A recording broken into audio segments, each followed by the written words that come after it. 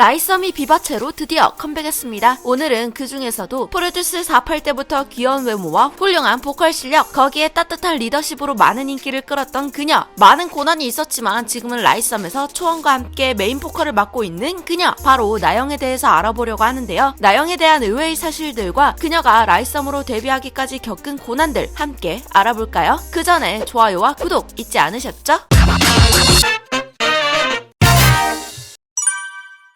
2002년 강원도 춘천에서 태어난 나영이는 어릴 적에도 지금처럼 발랄한 말괄량이었다고 하는데요. 어머니에게 혼날 때에도 엄마 잘못했어요 하며 여기저기 뛰어다니는 개구장이었다고 합니다. 하지만 의외로 쑥스러움이 많아서 고민이었다고 해요. 그래서 어머니가 나영이의 쑥스러워하는 성격을 개선시켜주기 위해 춘천에 있는 아라댄스 아카데미에 보냈다고 하는데요. 그저 조금 더 자신감 있는 성격이 되기를 바랬지만 나영이에게는 어머니도 몰랐던 재능이 숨겨져 있었습니다. 초등학교 6학년 때부터 댄스 아카데미를 다니며 약 3년간 춤을 배워 중학생 2학년이 된 나영이는 아카데미에서 열린 기획사 올인원 오디션에 참가하게 되었는데요. 거기에서 나영이는 엄청난 일을 벌이고야 맙니다. 바로 기획사 연습생으로 최종 합격하게 된 것이었죠. 그것도 한 군데가 아닌 4군데나 말이죠. AOA의 FNC, 러블리즈의 울림, 여자친구의 소스뮤직, 그리고 EXID가 있는 바나나컬처까지 이렇게 많은 기획사가 탐내는 인재였던 나영이. 쟁쟁한 기획사들이 나영이에게 러브콜을 보냈지만 나영이는 그 중에서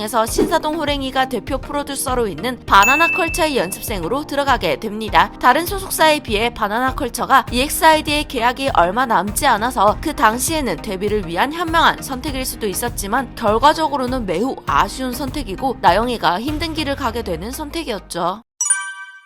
2017년 아카데미 오디션을 통해 결국 바나나컬처의 연습생이 된 나영이는 1년 뒤 자신의 이름을 알릴 프로듀스 48에 참가하게 됩니다. 소속사 평가 무대가 통편집되었고 첫 배정도 C클래스였기 때문에 처음부터 주목을 받은 참가자는 아니었는데요. 하지만 중간평가에서 배운정쌤과 이용기가 숨겨진 보석이라고 높이 평가하며 점차 주목을 받게 되었습니다. 그리고 다음 평가 무대부터 나영이의 매력들이 보여지기 시작했죠. 그리고 나코, 히토미와의 인연도 시작되었는데요. 여자친구 귀를 기울이며 무대에서 리더가 된 나영이는 17살이라는 어린 나이임에도 불구하고 따뜻한 리더십으로 팀을 이끌었죠. 일본인 멤버들의 발음도 일일이 교정해주며 팀의 실력과 분위기 모두 챙겼는데요. 나코가 가장 주목을 받은 무대였지만 리더로서 훌륭하게 역할을 수행하는 모습에 조금씩 나영이도 함께 주목을 받게 되었습니다. 다만 여전히 PD픽에서는 제외되었었는지 분량이 아주 적었죠. 다음 무대인 보아의 메리크리에서도 일본 연습생들과 한국 연습생들 사이에서 분위기를 잘 이끌어가며 최고의 무대를 펼쳤지만 여전히 짧은 분량이 아쉬웠는데요. 그러나 이 두 무대를 통한 나영이의 순위는 아쉽지 않았습니다. 63등까지 내려갔었던 순위가 21위까지 급상승했기 때문인데요. 이를 통해 나영이가 초반부터 분량이 챙겨졌다면 하는 말들도 있었죠. 그리고 전설의 롤린 무대, 여기에서는 다시 리더의 메인 보컬까지 맡으며 따뜻한 리더십의 훌륭한 보컬 능력까지 증명하게 되었는데요. 한 가지 재미있는 사실은 방송 내내 히토미를 엄청 귀여워하던 나영이었는데 드디어 같은 팀이 되었다는 거죠. 하지만 롤린 무대를 마지막으로 나영이는 아쉽게도 21위로 파이널 무대에 오르지 못하고 탈락하게 되었는데요. 데뷔가 확정되었을 때도 울지 않던 나코가 나영이의 탈락에 눈물을 흘렸었죠. 여기서 한 가지 더 놀라운 사실 알려드릴까요? 나코와 히토미를 엄청 귀여워하며 리더로서 잘 이끌어준 나영. 사실은 나영이가 이 둘보다 한 살 동생이랍니다.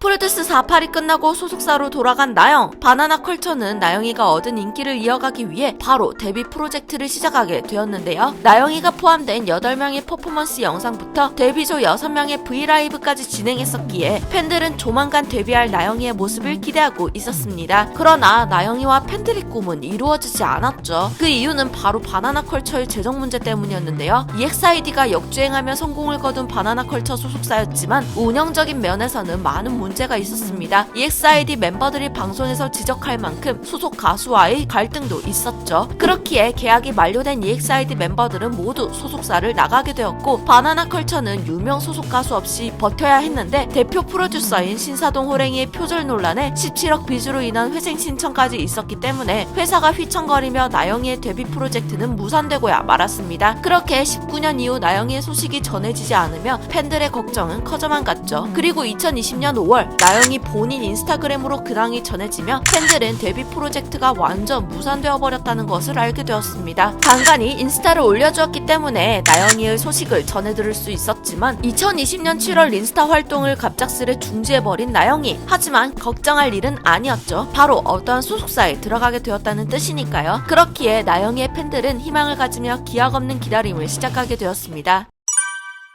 2021년 4월 나영이의 소식을 기다리던 팬들에게 엄청난 소식이 드디어 전해졌는데요. 바로 라이썸 데뷔 멤버의 나영이가 속해 있었던 것이죠. 큐브는 큐브트리를 통해 연습생을 공개하는데 나영이는 큐브트리에도 공개되지 않았었기에 팬들은 나영이가 큐브에 들어간 것을 전혀 알 수 없었기 때문에 더욱 놀랐습니다. 큐브 오디션에서 청하의 Why Don't You Know를 불러 최종 합격한 나영. 큐브는 나영이의 인기를 알았기에 공개하지 않고 비밀로 하여 더욱 깜짝 놀라게 한 것이죠. 거기에 프로듀스 48 참가 동기인 초원이와 유정이까지 있었으니 팬들은 더욱 기뻐하게 되었는데요. 프로듀스 48에서 일본 참가자들을 잘 챙겨주는 모습에 일본 팬들 또한 많았기 때문에 일본 현지에서도 트위터로 많은 축하들을 보내주었었죠. 그 중에서는 같은 팀이기도 했던 아라마키 미사키도 있었습니다. 밝고 긍정적인 모습에 많이 가려져 있지만 좌우명이 쉽게 얻은 것은 쉽게 잃는다인 것처럼 데뷔를 위해 엄청나게 노력한 나영. 그렇기에 프로듀스 48 방영 후 3년이 지난 현재 더욱 일치월장한 모습으로 라이썸의 바닐라로 데뷔 무대에 올랐는데요. 나영이는 서바이벌 오디션 참가 이후 데뷔 때까지 계속 응원해준 팬들에게 보답하는 길은 더 멋진 모습을 보여주는 것이라며 댄스, 표정 연기, 무대 매너까지 열심히 연습했다며 감사의 말을 전하기도 했었죠. 라이썸의 메인 보컬로 데뷔하기까지가 너무 험난했지만 포기하지 않고 노력하여 성공적인 데뷔를 하게 된 나영. 드디어 신곡 비바체로 다시 컴백하게 되었는데요. 이번 활동을 통해 사람들에게는 모두 특별함이 있는데 자신의 특별함은 깨닫지 못하고 살고 있는 것 같다. 라이썸의 음악을 통해 특별한 나를 찾아간다는 메시지를 전하고 싶다 라며 이번 활동 포부를 밝혔는데요. 앞으로는 서밋들과 함께 특별한 꽃길만을 걷기를 두유람도 함께 응원하겠습니다.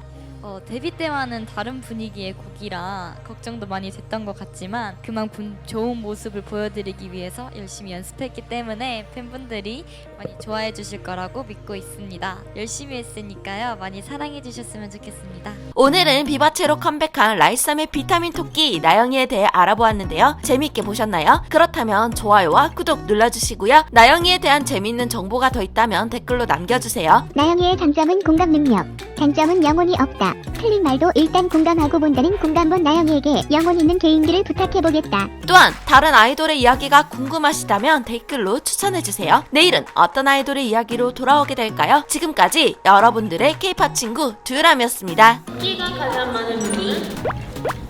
이거 진짜